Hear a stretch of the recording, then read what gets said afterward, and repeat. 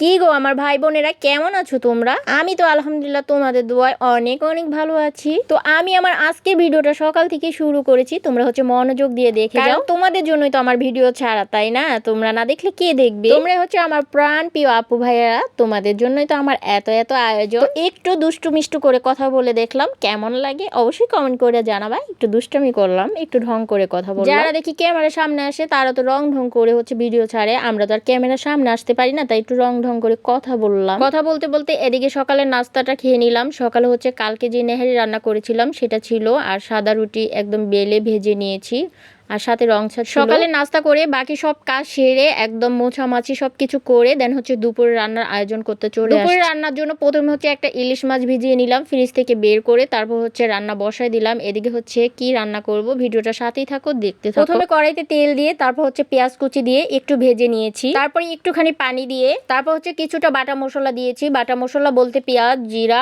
আর হচ্ছে সামান্য একটু কাঁচামরিচ বেটে নিয়েছি শিলপাটায়। তারপর হালকা হলুদের গুঁড়ো, মরিচের গুঁড়ো, স্বাদ মতো লবণ দিয়ে মশলাটা খুব ভালো করে কষে নিয়েছি। মশলা কষানো হয়ে গেলে দিয়ে দিয়েছি ইলিশ মাছ। ইলিশ মাছটা খুব ভালো করে কষিয়ে তুলে নিয়েছি। ইলিশ মাছ তুলে নিয়ে সেই মশলাতে হচ্ছে আমি শাপলা দিয়েছি, আর এই শাপলাগুলো হচ্ছে আগেই আমি একটু ভাপ দিয়ে তারপর ঠান্ডা পানি দিয়ে ধুয়ে নিয়েছি। তাহলে দেখি অনেকে আইডিয়া করতে পারছো যে আজকে আমি কি রান্না করছি। ইলিশ মাছ দিয়ে হচ্ছে শাপলা রান্না করেছি, আমার খুবই পছন্দের একটা খাবার। শাপলা রান্না করতে না খুব বেশি একটা সময় লাগে না, যারা রান্না করেছে তারা অবশ্যই বোঝো। একটু ঢাকনা দিয়ে শাপলাটা খুব ভালো করে কষিয়ে তারপর হচ্ছে ইলিশ মাছগুলো দিয়ে দিলাম। এরপর হচ্ছে পরিমাণ মতো হচ্ছে ঝোলের পানি দিয়ে আবার কিছুক্ষণ ঢাকনা দিয়ে আমি কয়েকটা বলক চলে আসলে হচ্ছে আমি নেড়ে চেড়ে নামিয়ে নিব।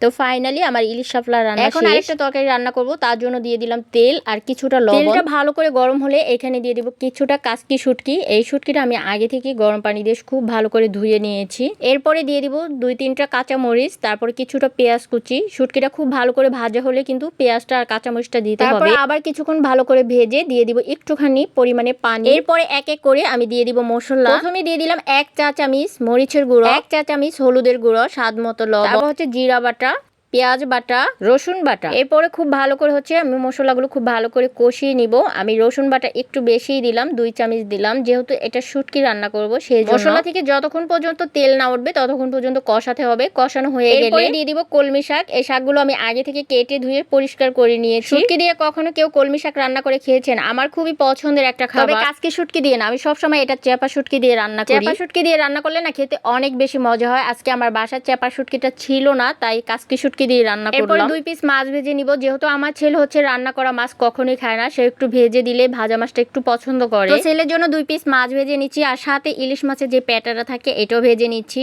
এটা আমার খুবই পছন্দের একটা খাবার, প্লিজ কেউ ঘৃণা করবেন না, এটা আমি অনেক পছন্দ করে খাই। সাথে আমার জন্য একটা শুকনো মরিচও ভেজে নিচ্ছি। তো মাছ ভাজা হয়ে গেছে, এখন হচ্ছে তুলে নিচ্ছি। মাছটা একটু কড়া কড়া করে লাল লাল করে ভেজে নিচ্ছি, আর দেখেন আমার পেটার অবস্থা একদম গলে শেষ। এটা আমি অনেক পছন্দ করি। এই তো আজকের রান্নাবান্না আমার ইলিশ দিয়ে শাপলা, ইলিশ ভাজি, আর হচ্ছে কলমি শাক দিয়ে শুটকি, সাথে একটু ভর্তা বানিয়ে নিয়েছিলাম অফ ক্যামেরায়। তো আজকের মতো এই পর্যন্তই, আল্লাহ হাফেজ।